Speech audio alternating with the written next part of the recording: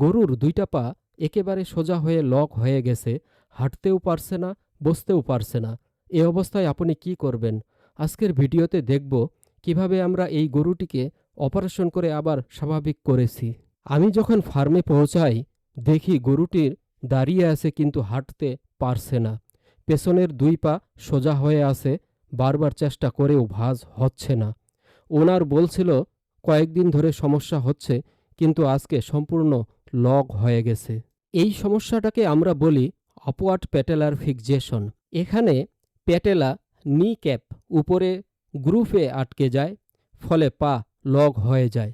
প্রধান কারণগুলোর মধ্যে রয়েছে লিগামেন্ট ঢিলা হয়ে যাওয়া, মিনারেল ডেফিসিয়েন্সি, ক্যালসিয়াম বা ফসফরাস ইমব্যালেন্স, সাডেন গ্রোথ অথবা উইকনেস, স্লিপারি ফ্লোর। এই কারণে গরু ঠিকভাবে হাঁটতে পারে না।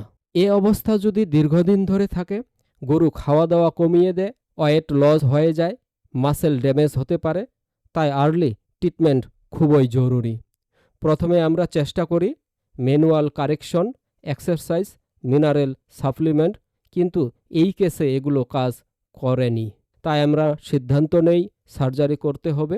এই প্রসিডিউরের নাম মিডিয়াল প্যাটেলার ডেসমোটমি।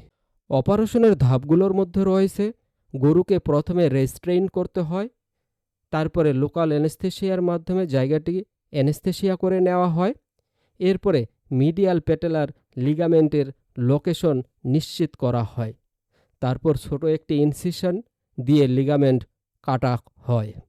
এই লিগামেন্ট কাটার ফলে প্যাটেলা আর লক হয়ে থাকে না, জয়েন আবার নর্মাল মুভমেন্ট পায়, ফলে গরুটি স্বাভাবিকভাবে চলাফেরা সবকিছুই করতে পারবে। অপারেশনের পরেই গুরুত্বপূর্ণ হচ্ছে অ্যান্টিবায়োটিক বা ইনফেকশন কন্ট্রোল করতে হবে। একটি পেইন কিলার দেওয়া যেতে পারে। উন্ড বা যে জায়গাটি আমরা কাটছি সে জায়গাটি সবসময় ক্লিন করতে হবে, প্রপার রেস্টের মধ্যে রাখতে হবে। কয়েকদিনের মধ্যে ইমপ্রুভমেন্ট দেখা যায় এবং সাথে সাথে গরুটি ভালো হয়ে যায়। এইসব কেস আমরা পূর্বেও দেখেছি। অপারেশন করার সাথে সাথেই গরুটি ভালো হয়ে যায়, পা আর লক থাকে না। ঝঙ্কা বা আপওয়ার্ডের ভয় পাওয়ার কিছু নেই। একটু দেরি করলে অনেক বড় সমস্যা হতে পারে। তাই এই ধরনের লক্ষণ দেখা মাত্রই সাথে সাথে ভেটের কাছে যান এবং দ্রুত চিকিৎসার মাধ্যমে সুস্থ করে তুলুন।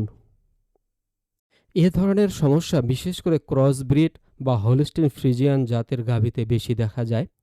তাই আপনারা যারা ক্রস ব্রিড লালন পালন করেন, ফার্ম গড়ে তুলেন, সেই সব ফার্মে ক্রস ব্রিডের খুব ভালোভাবে টেক কেয়ার করতে হবে। অবশ্যই ফ্লোর পাকা রাখতে হবে। ফ্লোরে কোনো ধরনের যেন স্লিপারি না থাকে, সে কারণে ম্যাট বা ম্যাট্রেস ব্যবহার করতে হবে। এর পরবর্তীতে যদি গরুর কোনো ধরনের মিনারেল ডেফিসিয়েন্সি, ক্যালসিয়াম, ম্যাগনেসিয়াম, ফসফরাসের ঘাটতি থাকে, তাহলে সেই ঘাটতি পূরণ করতে হবে এবং প্রপার ডায়াগনোসিস করতে হবে এটি আসলে আপওয়ার্ড প্যাটেলার লিগামেন্টের সমস্যা অথবা নর্মাল পেইনের সমস্যা। তাই ভিডিওটি ভালো লাগলে চ্যানেলটি সাবস্ক্রাইব করে আমাদের সঙ্গে থাকবেন, বেল আইকনটি বাজিয়ে রাখবেন পরবর্তী এ ধরনের নতুন নতুন ভিডিও পাওয়ার জন্য। ধন্যবাদ।